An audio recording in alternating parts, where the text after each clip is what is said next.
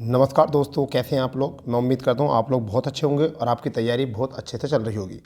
दोस्तों, हम लगातार यूपी वीडियो री एग्ज़ाम को लेकर काम कर रहे हैं और जिसमें हम प्रैक्टिस करा रहे हैं सामान्य हिंदी। और हिंदी में प्रैक्टिस सेट नंबर आज हमारा 3 है, ठीक है। और आपको भी अपना जज करना है कि हम कितना सही कर पा रहे हैं, ठीक है। आप अपने क्वेश्चन बनाइए और सबसे पहला आपका काम यह है कि 50 क्वेश्चन की आंसर की लेकर आप बैठ जाइए, ठीक है। जो भी हमारा क्वेश्चन होगा पहले आप उसको अपने आप जज करना, फिर हमारे क्वेश्चन से मैच करना, आंसर से मैच करना। यदि आपके सही होते हैं, 40-45 का स्कोर है, तो आप कमेंट्स करिए और अपने स्कोर को जो है शो करिए, जिससे कि हमको भी लगना चाहिए कि आपका लेवल क्या है और हम किस लेवल पर और भी काम करना चाहते हैं, ठीक है जी। तो दोस्तों, शुरू करते हैं हम यूपी वीडियो री एग्ज़ाम। आप देख रहे हैं MS कंप्यूटर पॉइंट 9456। मैं आपका दोस्त मोहम्मद सद्दाम आपका स्वागत कर दूँ आपके प्लेटफॉर्म पर। तो दोस्तों, शुरू करते हैं। आज का पहला क्वेश्चन क्या है, फुल एनालिसिस के साथ हम काम करने वाले हैं, ठीक है भाई। तो पहला क्वेश्चन आपका क्या बनता है, देखिए। सामान्य हिंदी में पहला क्वेश्चन हमारा जो है वह है श्रृंगार रस। श्रृंगार रस का स्थायी भाव क्या है। तो देखिए, ये आप लोगों को जानकारी होनी चाहिए कि किस रस में कौन सा स्थायी भाव होता है। तो देखिए, उत्साह जो होता है वो वीर रस का होता है। उत्साह जो होता है वो किसका होता है, वीर रस का होता है। शोक जो होता है वो किसका होता है, करुण का होता है, ठीक है। हास्य जो होता है हास्य रस का होता है। तो यहाँ पर एक बचा है आपका रति। इस तरीके से हमारा पहले क्वेश्चन का आंसर जो बन गया है डी बन गया है, ठीक है भाई। श्रृंगार रस का स्थायी भाव रति होता है। आलम्बन जो होता है नायक नायिका होता है। और आश्रय जो होता है प्रेम भाव से होता है, ठीक है। आश्रय जो होता है वो किससे होता है, प्रेम भाव से होता है, ठीक है जी। तो इस तरीके से जो है हम इस क्वेश्चन को बना सकते हैं। इन बातों को जो मैं आपको बताता हूँ इनको भी लिख लिया करो आप, ठीक है। चलिए दूसरे क्वेश्चन की तरफ चलते हैं। दूसरा क्वेश्चन हमारा क्या है, बहुत अच्छा क्वेश्चन है दूसरा, ठीक है। दूसरा क्वेश्चन बहुत प्यारा क्वेश्चन बन गया है, यानी कि होनहार बिरबान के होत चीखने पात लोकोक्ति का सही अर्थ क्या है। ए विकल्प है होनहार बालक सुंदर होता है, ये आपका क्वेश्चन है, ठीक है।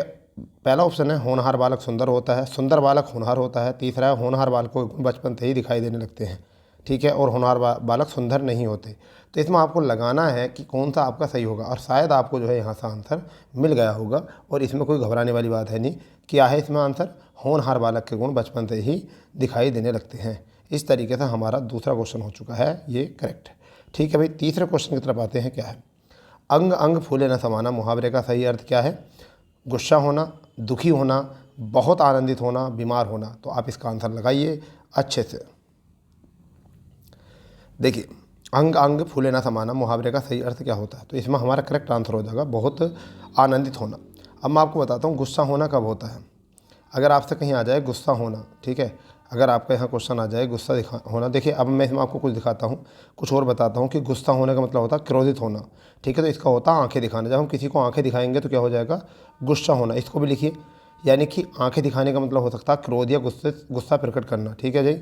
अब आता है आपका, अब बात आता है कि यहाँ पर बीमार होने का मतलब क्या है। बीमार होने का मतलब क्या है, मुसीबत मोल लेना। जैसे आँखों कहते हैं ना, अंगारों पर पैर रखना। अगर यहाँ से लोकोक्ति आ जाए कि थोड़ी मुहावरा आ जाए कि अंगारों पर पैर रखने का मतलब क्या होता है, जोखिम या मुसीबत मोल लेना। तो उसको भी आप बनाइए। फिर यह है गोबर गणेश, यानी कि मूर्ख बुद्ध निकम्मा। इस तरीके के जो व्यक्ति होते हैं उन्हें क्या कहते हैं, गोबर गणेश कहते हैं, ठीक है भाई दोस्तों। तो यहाँ पर हमारा वैसा आंसर जो है वो क्या है, सी विकल्प हमारा आंसर है। तो बहुत आनंदित होना यहाँ से करेक्ट आंसर हमारा बनने वाला है, ठीक है दोस्तों। इसी तरीके से आप प्रैक्टिस करते रहिए, बहुत अच्छे से धुआंधार तरीके से प्रैक्टिस करेंगे, टेंशन वाली कोई बात है नहीं हमारी। चलिए चौथे क्वेश्चन की तरफ चलते हैं। चौथा क्वेश्चन क्या है, बहुत फुर्ती से। चौथा क्वेश्चन आप लोग सब जानते हैं कि अल्पविराम कौन सा है। तो अल्पविराम कौन सा होता है, चिन्ह हम बता चुके हैं आपको। देखिए, ये जो होता है ये होता है पूर्ण विराम, ठीक है भाई। अगर हम बात करें ये जो होता है हमारा, ये होता है अर्धविराम, ठीक है। तो हमारा ए विकल्प जो है वो अर्धविराम है, सी विकल्प जो है वो पूर्ण विराम है, और ये जो हमारा है वो एक्सक्लेमेटरी चिन्ह है, यानी विस्मादि बोधक है। तो अल्पविराम क्या हो गया, ये यानी कि जहाँ पर अल्प यानी आधे समय से भी, आधे सेकंड से भी कम समय रुका जाता है, उसे हम कहते हैं अल्प विराम कहते हैं, ठीक है भाई दोस्तों। तो यहाँ से आपका आंसर मिल गया हो ऑप्शन बी, ठीक है। पाँचवा क्वेश्चन सॉरी देखते हैं क्या है। मैंने यह काम कर लेना चाहिए, मैंने यह काम कर लेना चाहिए वाक्य में अशुद्ध अंग क्या है। तो यहाँ पर आपका क्या हो जाएगा, मैंने की जगह पे यहाँ होता क्या, मुझे यह काम, क्या होता है यहाँ पर, मुझे यह काम कर लेना चाहिए, ठीक है भाई। करेक्ट आंसर मिल गया आपको, करेक्ट आंसर आपको मिल गया होगा, और यहाँ से आपका करेक्ट आंसर है ए विकल्प, ठीक है दोस्तों। चलिए छठे क्वेश्चन की तरफ चलते हैं। छठा क्वेश्चन क्या है, बहुत प्यारा क्वेश्चन है भाई।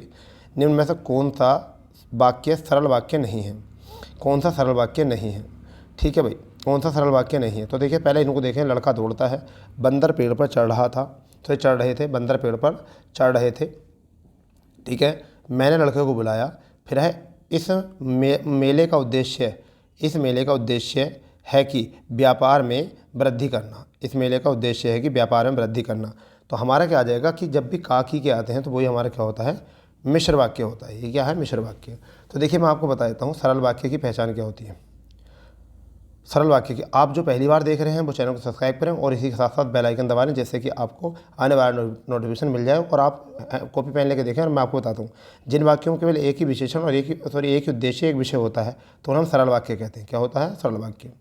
जैसे लड़का दौड़ता है, बंदर पेड़ पर चढ़ रहा था, मैंने लड़कों को बुलाया, इस तरीके से हो गया। यहाँ से तीनों जो हैं ये सरल वाक्य हैं, तीनों जो हैं ये सरल वाक्य हैं, ठीक है भाई। अगर हम बात करें जिन वाक्यों में दो या दो से अधिक सरल वाक्य संयोजकों द्वारा जोड़े जाते हैं उन्हें संयुक्त वाक्य कहते हैं। जैसे उसने परिश्रम किया किंतु सफलता नहीं मिल पाई, तो इसमें संयोजक जो होते हैं वो क्या क्या होते हैं। अगर हम बात करें योजक जो होते हैं वो क्या होते हैं, और होता है, फिर भी होता है, नहीं तो होता है, ठीक है, किंतु होता है, परंतु होता है, किंतु, परंतु, तथा, अतः, ऐसे शब्द जब भी आएंगे तो वो क्या होगा आपका, वो हो जाएगा संयुक्त वाक्य।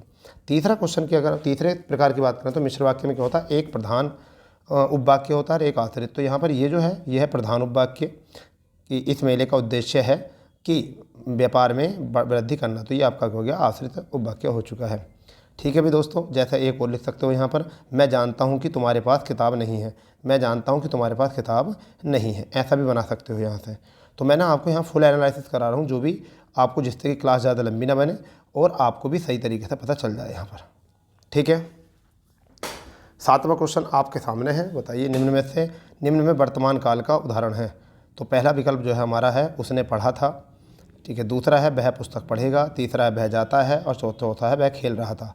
तो यहाँ बनाइए जल्दी इसको, क्या है, जल्दी बनाइए आप लोग इसको, बहुत फुर्ती से बनाइए। क्या है, तो क्या है, मैं पढ़ता था, तो ये क्या हो जाएगा आपका भूतकाल का हो जाएगा, ठीक है। मैं पुस्तक पढ़ूंगा, ये भविष्य काल का हो जाएगा। वह जाता है, ये वर्तमान काल का आ जाएगा। तो यही हमारा जो है आंसर बन जाएगा सी, ठीक है भाई। तो यह है कि वह खेल रहा था, ये भूतकाल का आ जाएगा। तो यहाँ पर हमारा करेक्ट आंसर क्या हुआ जी, यहाँ पर करेक्ट आंसर हुआ सी। तो 8वें क्वेश्चन की तरफ चलते हैं। आपको मज़ा आ रहा है इस टाइम, मुझे ऐसा लग रहा है बहुत अच्छे से आप काम कर रहे हो। चलिए 8वां क्वेश्चन है, निम्न में कर्ता कारक का परसर्ग कौन सा है। देखिए तो आपको ये परसर्ग पता होने चाहिए सारे। तो आप अगर कॉपी पेन लेकर बैठे हो तो आप लिख लीजिए। देखिए कर्ता का जो होता है परसर्ग वो होता है ने, कर्म का होता है को, करण का होता है से द्वारा, ठीक है भाई, से या द्वारा, यानी करण का मतलब होता है से या द्वारा, हथियार या किसी भी शस्त्र का प्रयोग करने से जो से और द्वारा का प्रयोग किया जाता है। जैसे मैंने तलवार से वृक्ष को काटा, ठीक है। तो मैंने तलवार से काटा है ना, ठीक है। बच्चे गिलास से पानी पीते हैं, तो से का प्रयोग हो गया। बच्चे स्कूटर द्वारा बाजार जाते हैं, तो बच्चे स्कूटर द्वारा भी तो ये इसी हो गया, साधन हो गया ना। तो जहाँ पर साधन का प्रयोग किया जाता है वहाँ पर क्या होता है, से या द्वारा जो होता है वहाँ पर क्या होता है, करण कारक का परसर्ग होता है। संप्रदान की अगर हम बात करें तो के लिए, हेतु, वास्ते जो होता है कि के लिए, के हेतु, के वास्ते, ठीक है। तो उनके लिए जो आता है आपका क्या होता है, संप्रदान आता है। अपदान की बात करें से विभाजन होने अलगाववाद की बात करता है।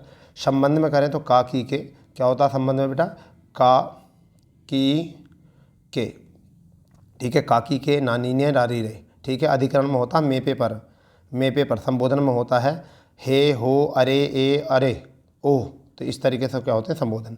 तो हमारा आंसर मिल गया था। अब देखते हैं 9वां प्रश्न क्या है। निम्न वाक्यों में निम्न वर्तनी की दृष्टि से शुद्ध शब्द क्या है। तो वर्तनी देखनी है आपको, शुद्ध बताना है क्या है। तो आपको मिल गया होगा आंसर। देखिए जो भी अच्छा लगता है आपको वो करिए यहाँ से, ठीक है। जो भी अच्छा लगता है आपको यहाँ से करिए। तो यहाँ पर क्या है आपका अध्ययन, यहाँ से आपका करेक्ट बन जाएगा। क्या बन जाएगा, अध्ययन, ठीक है। आगामी नहीं होता, वो क्या होता है, आगामी होता है। क्या होता है भैया, आगामी होता है, ठीक है भाई, आगामी होता है। अनुसरण का मतलब क्या होता है, अनुसरण। अगर अनुसरण की बात करें तो क्या होता है,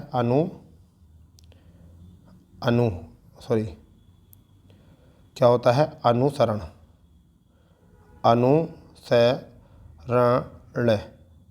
अनुसरणीय, ठीक है। क्या होता है, अनुसरणीय, ठीक है भाई। अगर हम बात करें अधिकार, तो अधिकार में क्या होता है बेटा, अधिकार में क्या होता है, यहाँ पे लिख देते हैं। अधिकार का क्या होता है, छोटी की मात्रा होती है इस पर, ए, ध, ई, कै, आ, रह, ऐसा बनता है अधिकार, ठीक है जी। तो इस तरीके से हमारा करेक्ट आंसर क्या बना, सी बना है, अध्ययन, ठीक है भाई। चलिए 10वें क्वेश्चन की तरफ बढ़ते हैं। 10वें क्वेश्चन क्या है, निम्न में कौन सा शब्द अनेकार्थक है, यानी कि निम्न में से कौन सा शब्द अनेकार्थक है, ठीक है भाई। देखिए यहाँ पर अनेकार्थक का मतलब क्या होता है। ऐसे शब्द जिनका अर्थ अनेक होते हैं उन्हें हम अनेकार्थक कहते हैं। तो यहाँ पर क्या है, अर्थ एक ऐसा शब्द है जो अनेकार्थक है। जैसे अर्थ का क्या क्या मतलब होता है, जल्दी लिखिए। अर्थ का मतलब जो होता है वो धन भी होता है, धन भी होता है अर्थ का मतलब भी होता है अर्थ का, क्या होता है, मतलब भी होता है। ठीक है भाई, अभिप्राय भी होता है, अभिप्राय, अभिप्राय भी होता है। ठीक है, अगर हम बात करें इंद्रिय विषयक भी होता है, क्या होता है, इंद्रिय विषयक, इसका मतलब होता है इंद्र विषयक। ठीक है भाई, तो आपको पता चल गया है अर्थ का मतलब क्या होता है। अर्थ का मतलब लिख लीजिए, धन होता है, मतलब होता है, अभिप्राय होता है, इंद्रिय विषयक होता है। यहाँ पर एक आ जाता है कई बार कनक, क्या आ जाता है बेटा, कनक। तो कनक का लिखिए आप पहले। सोना होता है, खजूर होता है, गेहूँ होता है, धतूरा होता है। सोना, खजूर, गेहूँ, धतूरा, सोना, खजूर, गेहूँ, धतूरा, सोना, खजूर, गेहूँ, धतूरा। अंक होता है एक अंक शब्द, अंक का होता है अक्षर और गोंद। ठीक है, एक होता अनंता, अनंता का मतलब क्या होता है, पृथ्वी, पार्वती, दूब, पीपर। ठीक है भाई, तो इनको आपने बहुत सारे यहाँ से लिख लिए हैं। ठीक है भाई, चलिए 11वां क्वेश्चन देखते हैं क्या है। हम पूरा पूरा एनालिसिस कर रहे हैं फुल, बिल्कुल इसमें कोई घबराने वाली बात बिल्कुल नहीं है, घबराने वाली बात बिल्कुल नहीं। भविष्य में होने वाले को हम क्या कहते हैं, भावी कहते हैं। भावी प्रत्याशी आता ना, तो भविष्य में होने वाले को हम क्या कहते हैं, भावी कहते हैं। इस तरीके से हमारा करेक्ट आंसर बन जाएगा। ठीक है, आँख का पर्यायवाची क्या होता है, आँख का पर्यायवाची होता है लोचन। चलिए अब मैं कुछ पर्यायवाची का आपको बोल रहा हूँ, आप उनको लिख लीजिए ज़रा, फुर्ती से लिखिए। देखिए आँख का जो होता है लोचन होता है, चक्षु होता है, क्या होता है, चक्षु, चक्षु होता है। ठीक है, नैन होता है, दृग होता है, क्या होता है, दृग। ठीक है बेटा, क्या होता है, दृग होता है। नेत्र होता है, अक्षी होता है, क्या होता है, अक्षी, क्या होता है, अक्षी होता है। ठीक है, ये अगर मैं कहूँ पावक, पावक का क्या होता है, तो आप पावक को लिखो। अनल होता है, पावक होता है, धूमकेतु होता है, जातदेव, हुतासन, वायुशखा। लिखेंगे दोबारा, धूमकेतु, जातदेव, हुतासन, वायुशखा। ठीक है, एक आपका होता कपड़ा, कपड़ा, कपड़ा का क्या होता है, कपड़े का होता बसन, चीर, पट, अंबर, वस्त्र। ठीक है, प्रभा का होता है चमक, ज्योति, दीप्ति, शोभा, छवि, आभा, क्रांति इत्यादि।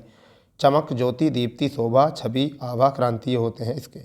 ठीक है भाई, चलिए 13वां क्वेश्चन करते हैं क्या है। निम्न में प्रेरणार्थक क्रिया है। तो देखिए कल भी मैंने बताया था, ना धातु में ना लगा के क्रिया होता है, तो चलना क्रिया हो गई।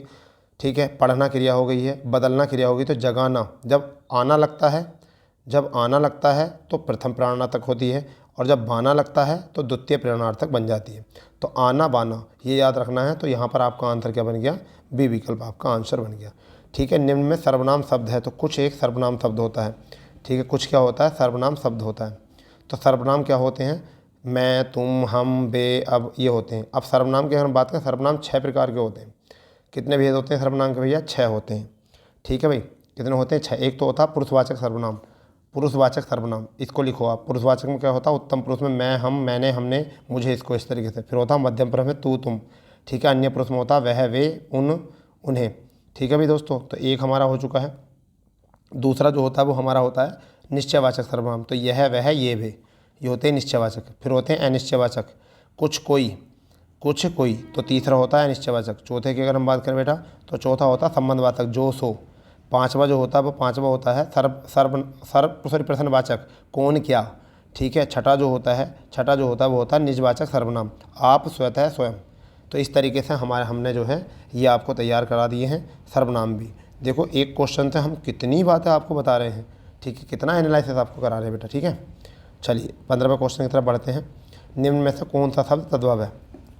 ए विकल्प है चूर्ण, दूसरा विकल्प है छिद्र, तीसरा है ज्ञान और चौथा है छत्र। जल्दी इसको कर दीजिए जज, जल्दी करिए जज इसको, क्या है। ठीक है भाई, मिल गया होगा आपको आंसर तो मिल ही जाता है पूरा। ठीक है, तो 15 का correct answer is the D. ठीक है भाई, क्या हो जाएगा, डी। ठीक है, तो यहाँ पर क्या आ जाएगा, छत हो जाएगा। क्या हो जाएगा, छत। ठीक है, 16वां क्वेश्चन देख लेते हैं। 16वां क्वेश्चन क्या है, निम्न में से कौन सा तत्सम है। तो कौन सा तत्सम है 16वें क्वेश्चन में बताइए। यानी कि संस्कृत के ऐसे शब्द जिन्हें हम हिंदी में मूल रूप से ही प्रयोग करते हैं, जो कि त्यों प्रयोग करते हैं। जैसे आपका अग्नि हो गया, तो अग्नि आग का होता है। ठीक है, उज्ज्वल हो गया। ठीक है, आम्र हो गया, आम्र आम का हो गया। आलस्य हो गया, तो आलस्य आपका ये। तो करेक्ट आंसर इज द ए विकल्प। ठीक है भाई, तो 16 का हमारा आंसर आ चुका है ए। ठीक है भाई, 16 का आंसर क्या आ चुका है, ये आ चुका है। ऐसे ही आप जज करते रहो, आप ये देखो तुम्हारे सही कितने बैठ रहे हैं। ठीक है, क्योंकि आप प्रैक्टिस से ही काम चलने वाला है, तो आपके प्रैक्टिस से काम चलेगा और कुछ से काम नहीं चलेगा। चलिए, अब शब्द है भलाई में प्रत्यय है, तो मूल शब्द प्लस के आश्रित, यानी कि मूल शब्द प्लस के प्रत्यय जो होता है वो क्या होता है, वो बनता है शब्द। तो ये यौगिक शब्द होते हैं। यौगिक शब्द 3 प्रकार के होते हैं, यानी सॉरी, आपके जो शब्द होते हैं वो कितने प्रकार, रूढ़ शब्द होते हैं। ठीक है, यौगिक शब्द 3 प्रकार के होते हैं, एक तो उपसर्ग, प्रत्यय और समास। यौगिक कितने प्रकार के होते हैं, 3। तो ये भी एक यौगिक शब्द है भलाई। भलाई में प्रत्यय है, तो भला प्लस के आई, तो हमारा आंसर क्या बन जाएगा, भला प्लस के आई बन जाएगा। परिक्रमा में उपसर्ग है, तो परि जो है उपसर्ग है, क्या है, परि। क्रमा से पहले लगा के क्या कर देंगे, परि, तो हमारा आपका करेक्ट आंसर हो जाएगा डी। ठीक है भाई, चलिए 19वें क्वेश्चन की तरफ चलते हैं। 19वां क्वेश्चन और 20वां क्वेश्चन क्या है। ठीक है, प्रतिमान में समास है, प्रतिमान में समास है, जल्दी बताइए क्या है, जल्दी बताइए। यहाँ पर ए विकल्प है तत्पुरुष, दूसरा है अव्यय समास, तीसरा है द्वंद्व समास और चौथा है द्विगु समास। आप बताइए, आपको आंसर मिल गया होगा, इसका बिल्कुल भी घबराने वाली बात नहीं है। तो देखिए क्या होता, समास में क्या होता, तत्पुरुष में प्रथम पद प्रधान होता है, ठीक है, सॉरी उत्तर पद प्रधान होता है, अव्यय में प्रथम पद प्रधान होता है, द्वंद्व में दोनों पद प्रधान होते हैं, और द्विगु में जो होता है उत्तर पद प्रधान होता है। तो अब यहाँ पर ये तो होगी प्रधानता की बात। अगर बात करते हैं किसी भी मूल शब्द से पहले उपसर्ग लग जाता है तो वो क्या बन जाता है, अवयव बन जाता है। या तो उपसर्ग कह दो उसको, या फिर उसको उपसर्ग कह दो, ठीक है, या फिर उसको कह दो आप अव्यय शब्द। ठीक है, तो हमारा आंसर क्या हो गया, प्रति प्लस के मान। तो यहाँ पर प्रति शब्द जो है वो क्या है, वो उपसर्ग भी है और अव्यय भी, तो इसलिए हमारा बन गया अव्यय समास। ठीक है दोस्तों, 20वें क्वेश्चन की अगर हम बात कर लेते हैं तो रत्नाकर का संधि विच्छेद होगा। रत्नाकर, तो जिसमें आ ई उ वो होते हैं दीर्घ स्वर संधि, तो यहाँ पर रत्न प्लस के, यहाँ पर रत्न प्लस के आकर, ठीक है, रत्न प्लस के आकर, तो हमारा क्या हो गया, यहाँ से ए विकल्प करेक्ट हो जाएगा। ठीक है जी, ए विकल्प यहाँ से हमारा करेक्ट हो जाएगा। ठीक है भाई, 21वां क्वेश्चन देखते हैं, 21वां और 22वां क्वेश्चन देख लेते हैं क्या है। निम्नलिखित में रूढ़ शब्द पहचानिए। तो शब्द 3 प्रकार के होते हैं, एक तो रूढ़ होता है, एक यौगिक होता है और एक योग रूढ़ होता है। रूढ़ शब्द वह होते हैं जिनका खंडन करने पर कोई सार्थक अर्थ न बने। ठीक है, यौगिक शब्द वह होते हैं जो 2 या 2 से अधिक शब्दों से मिलकर बने होते हैं। योग रूढ़ शब्द वह होते हैं जो 2 रूढ़ शब्दों से मिलकर बने होते हैं। तो दूध वाला, दूध और बाला, दूध प्लस बाला, घुड़सवार, घुड़ और सवार, लंबोदर। देखो ये जो है, ये तो है, ये जो लंबोदर है ये आपका शब्द है जो है, ये यौगिक शब्द है, सॉरी यौगिक नहीं, एक रूढ़, यौगिक, योग रूढ़, योग रूढ़ है। लंबोदर क्या है, योग रूढ़। घुड़सवार और दूध वाला ये यौगिक शब्द है। तो हमारा आंसर कौन सा हो गया, नाक। नाक, मुंह, हाथ, पैर, ये सब जो होते हैं वो किसके होते हैं, रूढ़ शब्द होते हैं। सब क्या होते हैं, रूढ़ शब्द होते हैं।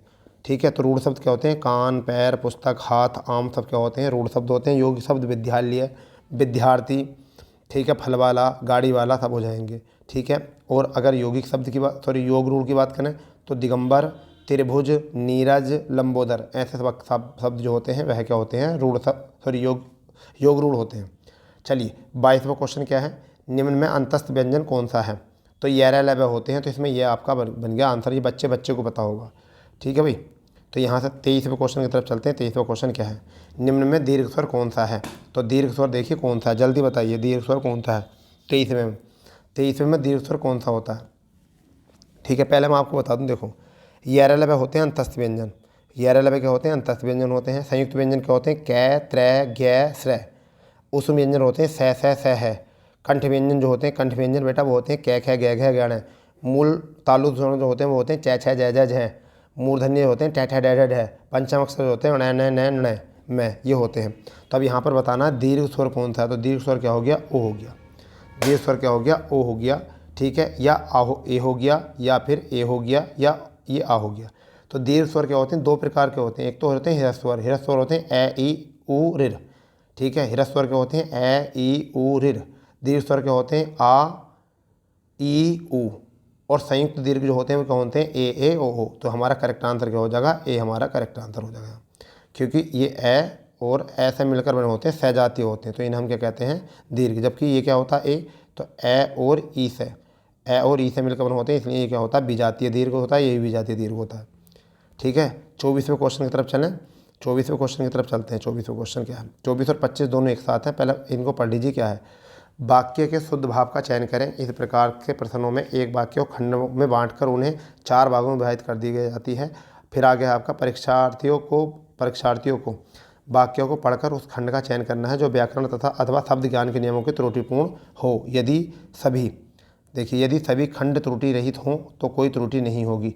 देखिए इसमें क्या है, पहला क्वेश्चन देख लेंगे आपका 24वां क्वेश्चन। इस लड़के पर किसी का डर नहीं, तो इस लड़के पर किसी का डर नहीं, यहाँ देखिए जल्दी क्या होगा, इस लड़के पर के स्थान पर क्या आ जाएगा, को आ जाएगा। क्या आ जाएगा, यहाँ एरर है, तो हमारा पार्ट कौन सा हो गया, ए। ठीक है, इस लड़के को किसी का डर नहीं, ऐसा होना चाहिए था सवाल।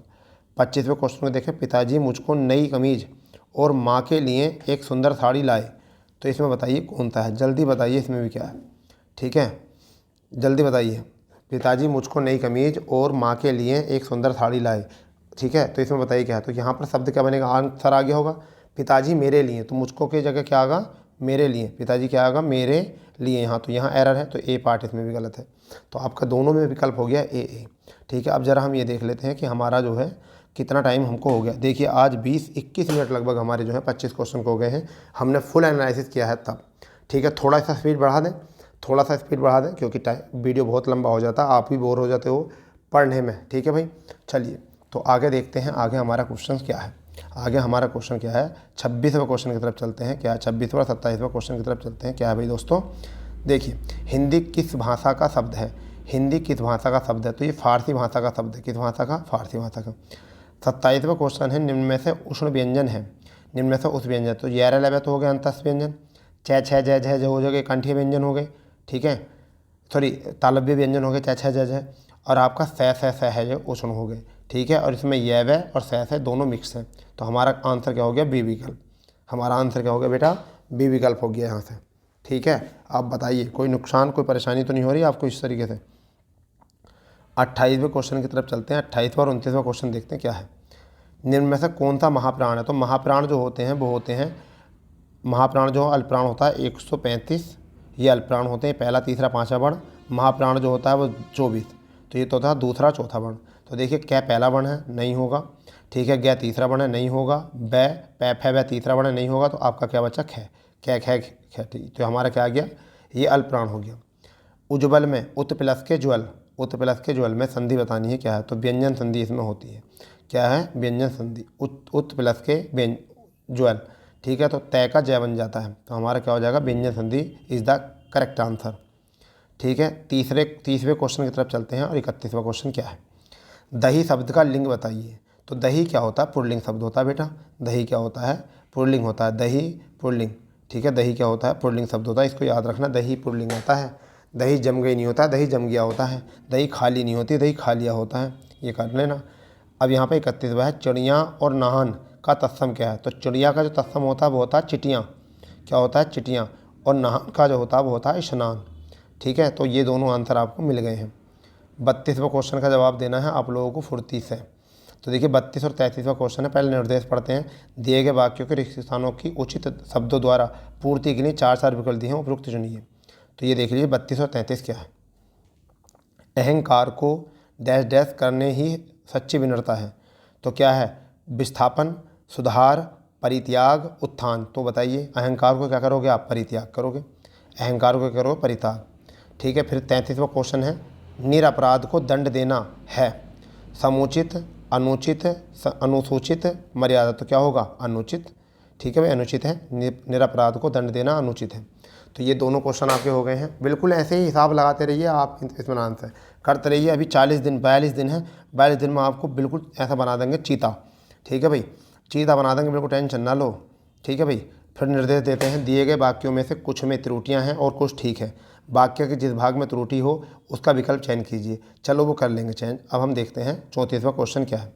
34वां क्वेश्चन है, घर के प्रत्येक सदस्यों से यह अपेक्षा, बी विकल्प अपेक्षा है कि वे, सी विकल्प सद्भावना से रहें, डी विकल्प इनमें से कोई नहीं, इनमें से कोई। अब बताइए क्या है, घर के प्रत्येक सदस्य से, तो घर के प्रत्येक सदस्य से यह है, सदस्य से होता, सदस्यों से नहीं होता। प्रत्येक का मतलब है तो सदस्य होता है, यहाँ पर सदस्यों नहीं होता, क्योंकि सदस्य बहुवचन और प्रत्येक क्या होता है, एक वचन होता है। तो यहाँ पर क्या होता है, घर के सदस्यों से यह है, तो प्रत्येक यहाँ पर एरर है, समझ गए नहीं। तो यहाँ पर ए पार्ट में क्या है, एरर है। ठीक है, बी में है, काम काज कितना भी हो लेकिन व्यक्ति को खाना समय पर ही खा लेना चाहिए। तो यहाँ पर जल्दी बताइए 35 में क्या है, काम काज कितना भी हो, ठीक है। तो कामकाज जितना भी हो, यहाँ पर कितना होगा, जितना भी हो। तो यहाँ कितने में एरर है, तो यहाँ पर क्या आपका आ जाएगा, यहाँ पर ए पार्ट में इसमें भी एरर आपका आ जाएगा। बन रहे हैं ना क्वेश्चन। चलिए इसके निर्देश पढ़ लेते हैं। 36 37 के दिए गए 4 वाक्यों में से एक वाक्य शुद्ध है और 3 अशुद्ध है। चलो वो क्या है देखते हैं। शुद्ध वाक्य को चुन लेंगे हम। क्या है 36वां क्वेश्चन, जीवन और साहित्य का। देखो ऐसे सवालों में इतना काट देखो जो मैच करता है, ये काट दो सारे का, ये काट दो सारों का। ठीक है, अब आगे पढ़ो। केवल घोर संबंध है, अपार संबंध है, घनिष्ठ संबंध है या गंभीर, तो क्या होता है, घनिष्ठ होता। संबंध कैसे होते हैं, घनिष्ठ होते हैं। तो करेक्ट आंसर क्या होगा, सी। तो देखो ये आसान हो गया ना। जब भी कॉमन संख्या आ जाए, कॉमन शब्द आ जाए, उनको काट दो, उसके बाद में बचे हुए को जब शब्दों के साथ मैच करके देखो। ठीक है। 37वां क्वेश्चन देखिए, बंदूक एक बहुत उपयोगी शस्त्र है। बंदूक एक बहुत उपयोगी शस्त्र है। बंदूक बहुत उपयोगी बहुउपयोगी अस्त्र है। बंदूक बहुत उपयोगी अस्त्र शस्त्र है। तो अब यहाँ पर क्या है, बंदूक एक बहुत उपयोगी अस्त्र है। तो मैं आपको बता दूं इस क्वेश्चन का, जो भी हमारे शरीर से टच होकर चलती है उसे हम कहते हैं अस्त्र, जो स्पर्श करती है, और जो स्पर्श नहीं करती उसे कहते हैं शस्त्र। ठीक है। जैसे बंदूक हमारे हाथ में रहती है, गोली रख के चली जाती है। ठीक है। तलवार हमारे हाथ में रहती है, वो भी उससे काट देते हैं। ठीक है भाई। तो हमारा क्या होता है यहाँ से, अस्त्र, मतलब अस्त्र होता है बंदूक। बंदूक को क्या कहते हैं हम, अस्त्र कहते हैं। ठीक है भाई। बंदूक को क्या कहते हैं हम, अस्त्र कहते हैं। तो इसका हमारा आंसर क्या बन जाएगा, डी विकल्प बन जाएगा यहाँ से। ठीक है। 38वां क्वेश्चन आप बनाइए। क्या है 38 और 39 को दोनों को बना लीजिए। बड़े प्यारे प्यारे क्वेश्चन हैं आज। ठीक है भाई। ए वर्ण का क्या कहलाते हैं, क्या कहलाते हैं ये, नासिक्य कहलाते हैं, मूर्धा कहलाते हैं। ठीक है। ओष्ठ्य कहलाते हैं, कंठीय। तो देखिए ए का निर्माण जो होता है वो ए और ई से होता है। ए और ई से। तो ए होता कंठ्य और ई होता तालव्य। तो क्या बन गया, कंठ तालव्य बन गया। क्या बन गया, कंठ तालव्य। ठीक है भाई। ऐसे यहाँ पर निम्न में से किस हिंदी मानक वर्ण में स्थान नहीं है, तो लिरैको नहीं है। किसे नहीं है, लिरैको नहीं है, या सिरैको, किरैको नहीं है, या सिरैको नहीं है, या लड़ैको। जल्दी बताओ इनमें से कौन सा, जल्दी बताओ इनमें से कौन सा। तो लिरा जो होता है, लिरा ऋषि बन जाता है। लिरा क्या बन जाता है, ऋषि बन जाता है। क्रिया जो होता है कृपा वाला, डया जो होता है तो कौन सा नहीं होता, श्री जो होता है श्रेय और ईसा होता है मिला हुआ। तो हमारा करेक्ट आंसर क्या हो जाएगा, सी विकल्प। क्या हो जाएगा, सी विकल्प हो जाएगा। ठीक है भैया। 40 और 41वां क्वेश्चन देख लें। 40 कौन सा अमानक वर्ण है, तो कौन था ना, ख भी आपने देखा है, घ भी आपने देखा है वर्णमाला में, भय भी देखा, तो ये नहीं देखा आपने। ये भय और कैम दोनों से मिलकर बना होता है, भक्ति में जो प्रयोग होता है भय और कैम में। ठीक है। और तय भी होता है इसमें।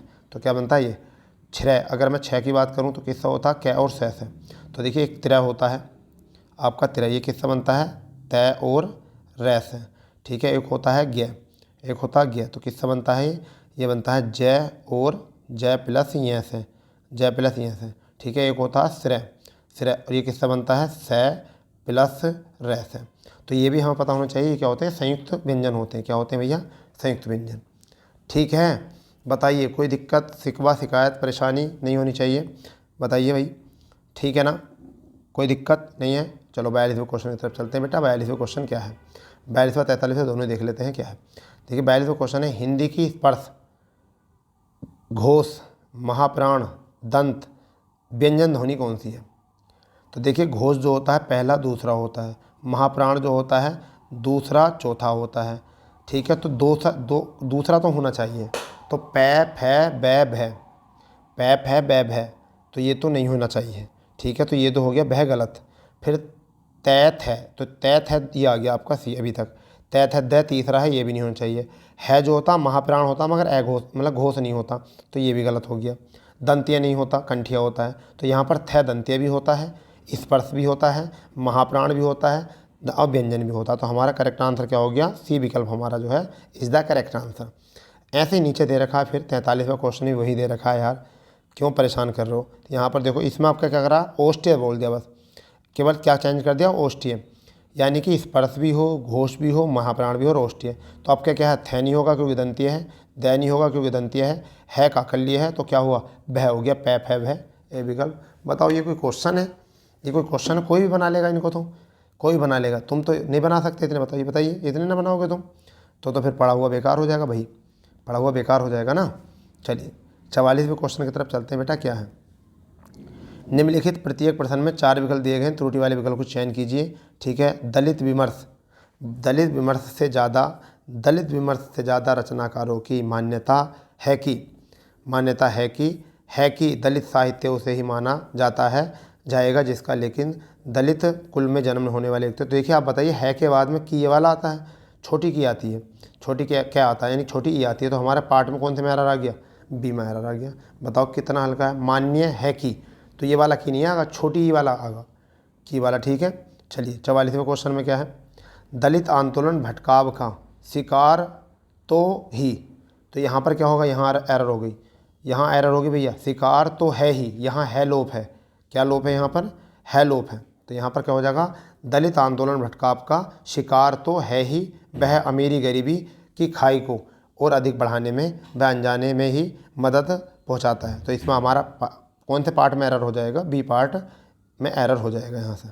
ठीक है भाई, 45 क्वेश्चन हो चुके हैं। 46वां क्वेश्चन जो है हमारा क्या है, नैन जो देख कमल सा निर्मल नीर शरीर हंसत तो देख हंस भा दसन नगरीर। ये पंक्ति किसने कही है, ये आप बताइए पंक्ति किसने कही है। नैन जो देख कमल सा निर्मल नीर शरीर हंसत तो देख हंस भा दसन नगहीर। तो ये किसकी है, जल्दी बताइए आप। ये मलिक मोहम्मद जायसी की है। मलिक मोहम्मद जायसी का फंस गए थे बेटा तुम, मुझे पता है, तुलसीदास पर लगाने वाले थे तुम, मगर क्या है इसका आंसर, वो सी विकल्प इसका करेक्ट आंसर है। चलिए 47वां क्वेश्चन देख लेते हैं क्या है, आनंद घर आया थोड़ी देर रुका और चला गया। इस वाक्य में उचित विराम कौन सा है, कौन सा विराम लगेगा, तो यहाँ पर लगेगा अल्पविराम, कि आनंद घर आया और बस कोमा लगा दीजिए, थोड़ी देर रुका और चला गया। तो यहाँ पर क्या लगेगा, ये लगेगा यहाँ पर विराम, अल्पविराम जिसे कहते हैं। ठीक है भाई, 47 क्वेश्चन हो चुके हैं, 47 क्वेश्चन हो चुके हैं। 48वें क्वेश्चन की ओर आगे बढ़ते हैं। पहला पंक्ति पढ़ लीजिए, नीचे दिए गए वाक्य 4 भागों में बांटा गया है जिन्हें ABCD विकल्प दिए गए हैं। आपको यह देखना है कि वाक्य में किसी भाग में व्याकरण, भाषा, वर्तनी, शब्दों के गलत प्रयोग या इसी तरह की कोई त्रुटि तो नहीं है। त्रुटि अगर होगी तो वाक्य के किसी भाग में होगी, भाग्य क्रम से ही उत्तर दीजिए। ठीक है, तो देखिए क्या है 48वां क्वेश्चन क्या है, कॉलेज कार्य से फलस्वरूप प्राय मुझे कभी इस ऑफिस में कभी उस ऑफिस में जाना पड़ता है। तो बताइए क्या है इसमें। देखिए जहाँ प्राय आ जाता है वहाँ फलस्वरूप नहीं आता, जहाँ प्राय आ जाता है वहाँ फलस्वरूप नहीं आता। वीडियो को रोक के भी पता कर सकते हो आप, वीडियो रोक के पहले जज कर लो, फिर मेरा आंसर सुन लेना। ठीक है, कॉलेज कार्य से प्राय मुझे कभी इस ऑफिस कभी उस ऑफिस में जाना पड़ता है। तो ये क्वेश्चन इस तरीके से ही होता है। तो यहाँ बी पार्ट में जो है एरर है, बी पार्ट में एरर है। ठीक है भाई, 49वां क्वेश्चन देखिए क्या है, 49 और 50 दोनों देख लेते हैं दोस्तों। क्या है, पुनरुक्ति पर लाघव चिन्ह को पहचानिए। पुनरुक्ति होती है बार बार के, लाघव होता है जो संक्षिप्त रूप होता है उसे, जैसे उत्तर प्रदेश पुलिस लिखेंगे तो हो जाएगा, एम में लिखेंगे जैसे एम फिर ए, ठीक है, एम में लिखेंगे, ठीक है, फिर लिखेंगे रेलवे पुलिस यानी NR, ये रेलवे लिखेंगे तो ये बिंदी लगाते हैं, ये क्या होता है लाघव। तो हमारा क्या आया आंसर, ए विकल्प। ऐड हेयर का आश्रय क्या होता है, ऐड हेयर का मतलब होता है, ऐड माने होता है लगाना और हेयर मतलब यहाँ, तो इसका मतलब हो गया चिपकाना। क्या हो गया, ऐड हेयर का मतलब होता है, क्या मतलब होता है, चिपकाना। तो दोस्तों इस तरीके से हमने आज प्रैक्टिस सेट नंबर 3 के जो है क्वेश्चंस एनालिसिस किए हैं। आपको ये क्वेश्चंस अगर एनालिसिस करने में समझ में आ रहे हो पूरी तरीके से, आपको अगर मुहिम अच्छी लग रही हो तो अपने दोस्तों में ज़्यादा शेयर करें। जो चैनल पर पहली बार नए हैं वो चैनल को सब्सक्राइब करें और प्ले लिस्ट पर जाइए, करंट अफेयर हमारा डला हुआ है, हमने पॉलिटी की प्ले लिस्ट बना दी है, ठीक है, और आधुनिक इतिहास की प्ले लिस्ट बना दी है। भिन्न प्रकार से आप वहाँ पर फ़ायदा उठा सकते हो, और वो भी बिना किसी खर्च के, बिना किसी पेड कोर्स के। तो दोस्तों मिलते हैं नए सेशन के साथ। जय हिंद, जय भारत, वंदे मातरम।